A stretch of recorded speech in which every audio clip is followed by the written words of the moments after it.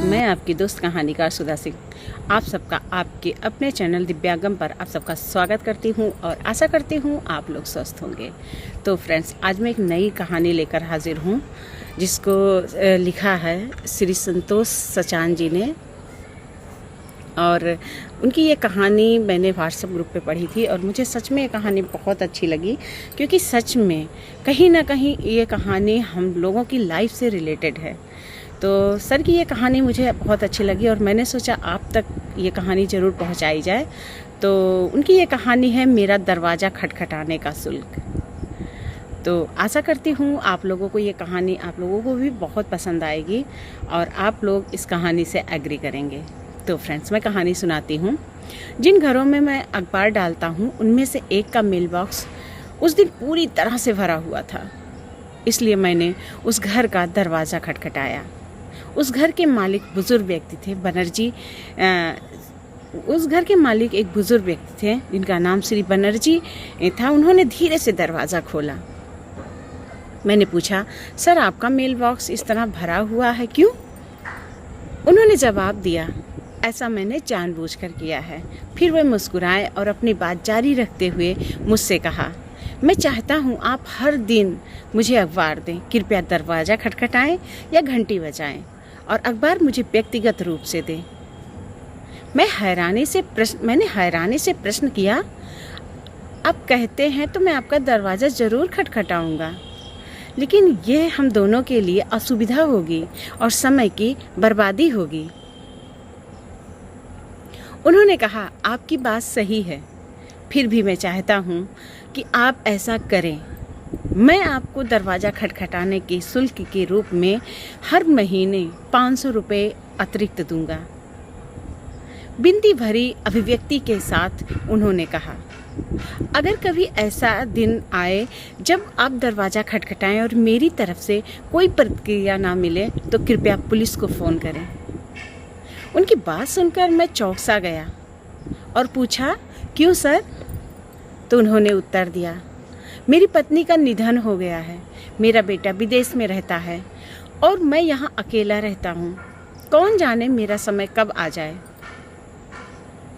उस पल मैंने उस बुजुर्ग आदमी की आंखों में छलक आए आंसुओं को देखकर अपने भीतर एक हलचल सी महसूस की। उन्होंने कहा कि मैं अखबार नहीं पढ़ता। मैंने दरवाज़ा खटखटाने या दरवाजे की घंटी बजाने की आवाज़ सुनने के लिए मैं अखबार लेता हूँ, किसी परिचित चेहरे को देखने और कुछ परस्पर आदान प्रदान करने के इरादे से। उन्होंने हाथ जोड़कर कहा, नौजवान, कृपया मुझ पर एक एहसान करो। यह मेरे बेटे का विदेशी फ़ोन नंबर है। अगर किसी दिन तुम दरवाज़ा खटखटाओ और मैं जवाब ना दूं, तो कृपया मेरे बेटे को फ़ोन करके इसके बारे में सूचित कर देना।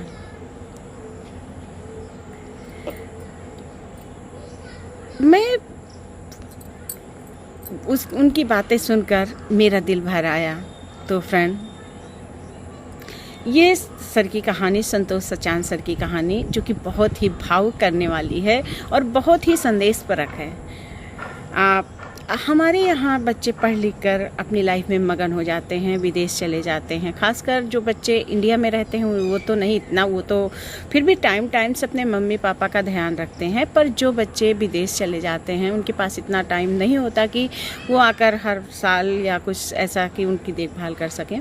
तो जब वो चले जाते हैं तो ऐसे बुज़ुर्ग दंपतियों को बहुत दिक्कत होती है, खासकर जो बुज़ुर्ग हो जाते हैं और जो खासकर अकेले रहते हैं, जिनकी पत्नी का देहांत हो गया होता है, उनके लिए काफ़ी, या जिनके पति का देहांत हो गया होता है, उनके लिए काफ़ी दिक्कतें होती हैं।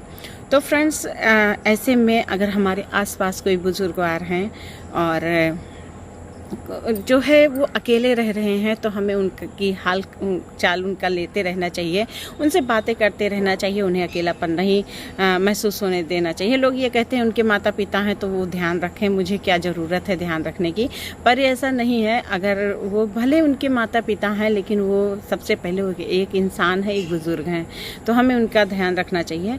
और दूसरी बात, मैं बुज़ुर्गों से भी कहना चाहती हूँ कि आप जो है आप भी थोड़ा सा लोगों से मिलकर जुलकर रहिए, क्योंकि मानती हूँ जनरेशन का गैप होता है, लेकिन फिर भी आप कुछ दोस्त बनाइए। एकदम अकेले घर में बंद होना ये कोई अच्छी बात नहीं है।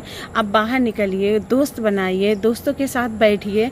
अब तो आपने अपनी लाइफ की पूरी जिम्मेदारी पूरी कर ली है, तो आप को जैसे अगर आपको मंदिर में बैठना पसंद है या पार्क में जाना पसंद है, तो आप अपने कुछ दोस्त बनाइए, उनके साथ बैठिए, अपने मन की कुछ बातें शेयर करिए।